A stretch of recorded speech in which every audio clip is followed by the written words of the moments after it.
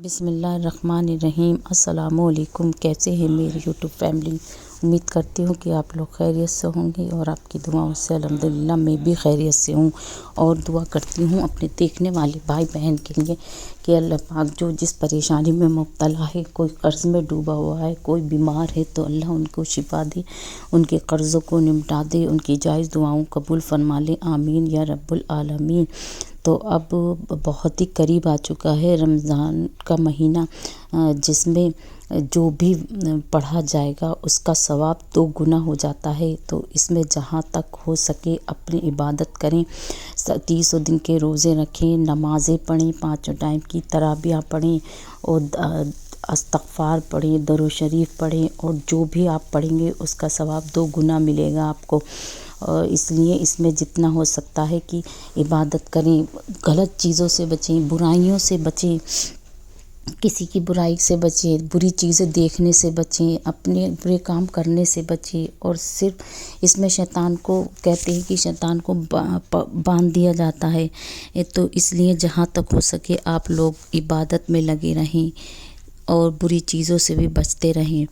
تو آج کا جو میں یہ بتا رہی ہوں آپ کو وظائف کو، یہ اس چیز کے لیے کہ جن کی دعائیں قبول نہیں ہو رہی، جن کے کام بن نہیں پا رہے ہیں، کسی کو اپنے گھر کرائے کے گھر پہ رہتے ہیں اور ان کا گھروں کی ضرورت ہے، کسی کے رزق میں تنگی ہے، تو وہ رمضان مبارک میں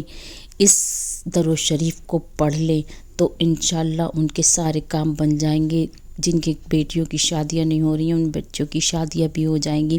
آپ اس کو کر کے دیکھیں اور ثواب بھی 2 گنا ملے گا۔ اس میں صرف کرنا یہ ہوگا کہ آپ جب بھی 5 ٹائم کی نماز پڑھیں تو اس میں نماز پڑھنے کے بعد اگر آپ فجر کی نماز پڑھ رہے ہیں تو اس کے بعد پوری آپ جو بھی کچھ پڑھنا چاہتے ہیں اس کو پڑھنے کے بعد آپ 21 مرتبہ درود ابراہیم کو پڑھیں، پھر ظہر کی نماز پڑھیں تو اس کے بعد بھی 21 مرتبہ پڑھیں، پھر عصر کی پڑھیں تو اس کے بعد بھی 21 مرتبہ درود ابراہیم پڑھیں، مغرب کے بعد بھی 21 مرتبہ درود ابراہیم پڑھیں، اور عشاء کے بعد بھی 21 مرتبہ درود ابراہیم پڑھیں۔ تو اس طریقے سے آپ کی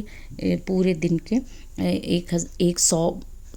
درود شریف ہو جائیں گے، یعنی کہ 30 روزوں میں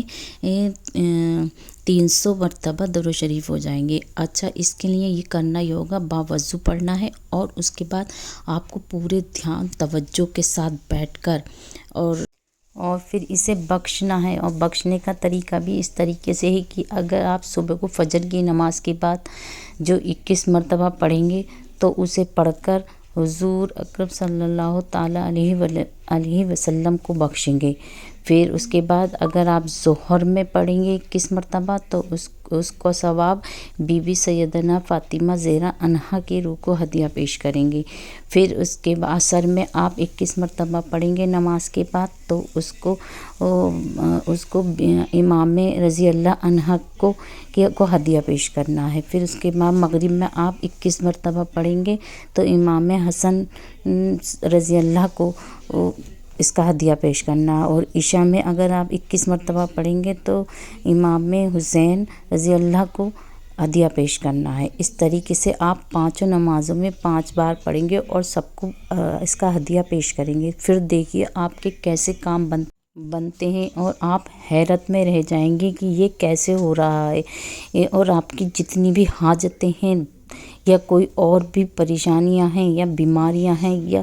کسی کے گھر کی کوئی ٹینشن ہے تو وہ سب ختم ہو جائے گی، اور آپ کا ایسے کام بنیں گے کہ آپ دیکھتے رہیں گے۔ تو اس کے لیے آپ کو ایک بار رمضانوں میں یہ عمل کر کے دیکھیں۔ تو آج کا ویڈیو اتنی ہی، نیکسٹ ویڈیو میں پھر ملیں گے نئے